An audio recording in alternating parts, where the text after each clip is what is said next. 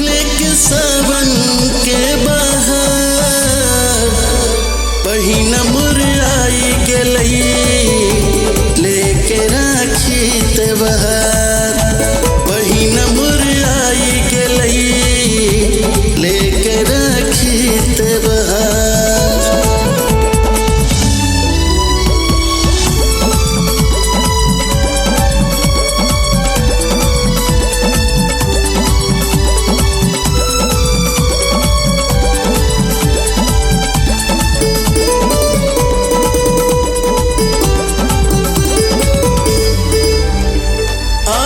खुशी का दिन है भाई, भाई के घर बहन आई।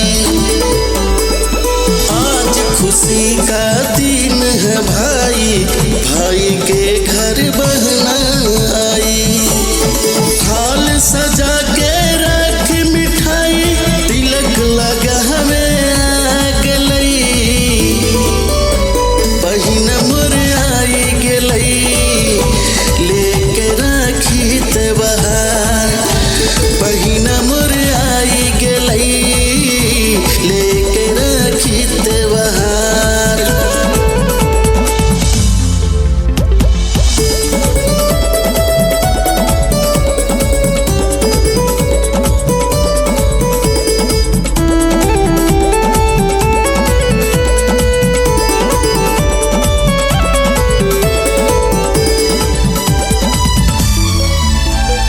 बचपन की वो यादें कभी भी ना भुलाना, बचपन की वो यादें कभी भी ना भुलाना। भाई बहन का बंधन बहिना सातों जन्म निभाना।